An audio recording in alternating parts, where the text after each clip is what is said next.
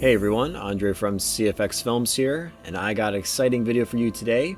So the Global Game Jam just passed, it was just a couple weeks ago, and I'm finally getting around to recording this, but as I'm speaking, I'm actually planning the group call where I'm going to be with the other guys that I worked on this game with, and we're all going to be in a call and record it so I can post that to my channel because we have some interesting things to say about the process of which this game was made.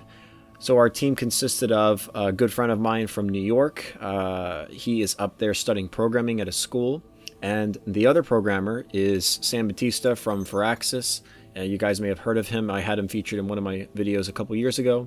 And he was a huge help. And I think he has a lot of good insight for you guys to hear. So I want you guys to be watching that video too. In this video, I'm actually just going to be recapping and showing you how the game works, so you can have an idea going into the next video that I'm going to be posting a couple days from now. So what is this? This is Galactic Trader, Global Game Jam 2018. And in Galactic Trader, it's basically a space economy game.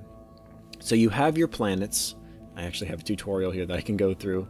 So basically, you have a home planet, and the humans are trying to expand their colonies and colonize new planets and expand out into their solar system or galaxy, depending on the size of the map. You have different size maps to choose from in this. But for the game jam, we only had the smallest map available, which is the solar system. You have to colonize the planets by gathering resources to bring back to the planet, so you have enough money to buy a colonizer ship and send that out to a planet to level it up. You can send out 3 colonizers to max out a planet's level, and once it's level 3, it becomes a home planet. And only in home planets can you build military units to defend against the space pirates that are coming to destroy your colonies. If you run out of all your home planets, you have no way to build your military, and you lose. So I'm going to press start here, so I can enter my galaxy name. I'm going to call this the Epic Galaxy. This is a Unity game, by the way. So this is Unity 2017. I'll be running through the game, but I won't talk too much about exactly how it was made. I'm going to save that for the other video. Let's just get through this. So unit types, you have trader, military, and colonizer. All very important because you need all of them to actually play the game. Solar system, we're going to choose. Let's get started here. Alright, so now we're in the game. Here's our solar system.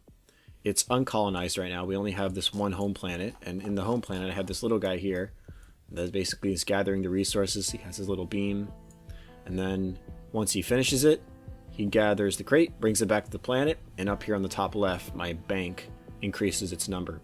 But again, here's the home view. I just zoomed out. I'm going to be having some cuts here, so you're not kind of watching the whole thing, because it gets, if you're just watching and it's one of the slower parts, you'll get kind of bored watching, so I'll try and talk through it. So basically, I'm going to buy some traders here, and when I click buy trader, the paths of the planets that it can go to open up. So I'm going to select this planet and send some traders there because I want them to gather resources. So there you go, they're bringing them back. And once I have enough money, I can buy a colonizer or a fighter unit. So a friend of mine did all the sprites. So just the basically for the game jam, we had just triangles and shapes as all the characters, but after the game jam, before we were showing it off at the IGDA meeting at Micah, a few days after the Global Game Jam ended, a friend of mine sent some sprites that he had made a few years ago, and I replaced them, so that's why they look like this, actual ships.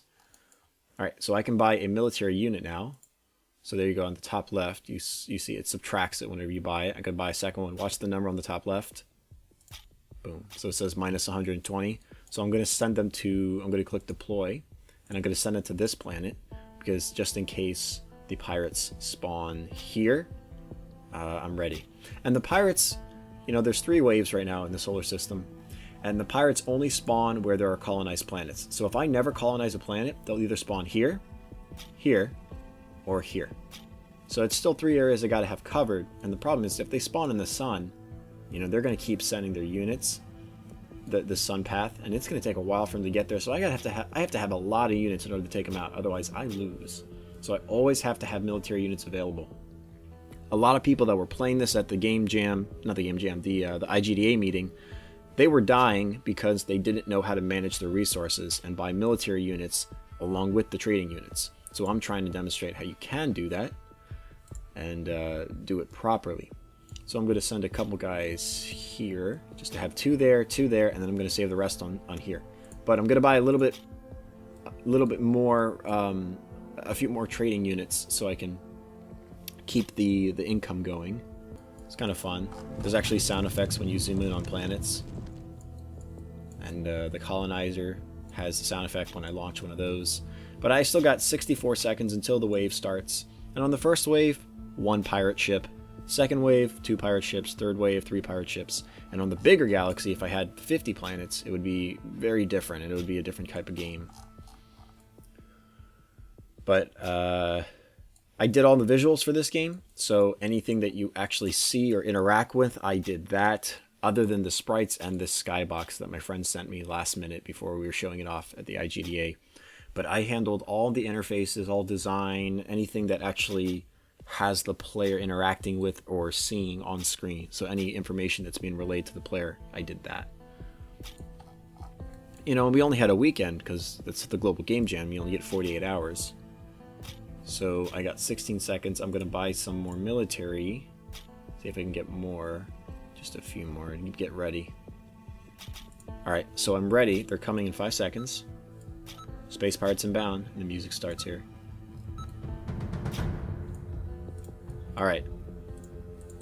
Time to launch our fighters. Let's get them out.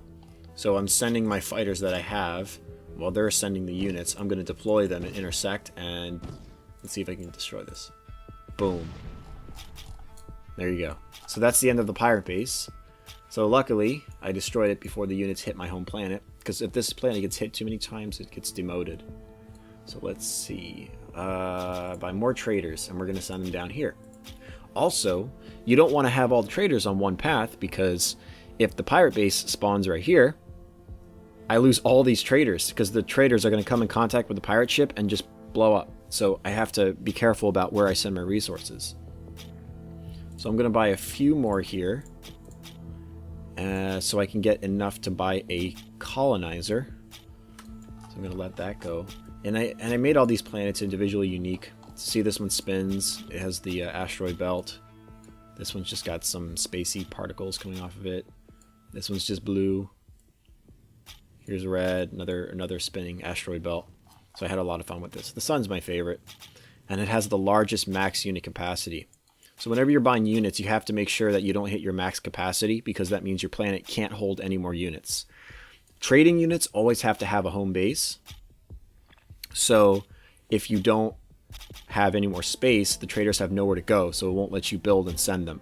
Same for military fighters, because when I buy a military fighter and I send it, it's actually being stored on this planet. So watch this fighter and watch this number down here, right here. See, so it went up to 1. That's because the fighter's actually on that base. Just like I have a unit here, because I sent it there from this planet when the pirate ship was right here. So I'm going to buy a colonizer and show you what happens. So there you go. It's got the sound effects. Let's see if I can buy another one, because at 450 is when you have the right amount of money. There you go. Level increased. Let's send another one. I'm actually going to be turning this game into a little VR demo, possibly for the Vive, because I have a Vive and an Oculus. So they both work exactly the same, but it's going to be fun. I might submit it to the contest that Vive is holding. Deadline's this Friday, so whenever you're seeing this video, the deadline might have passed.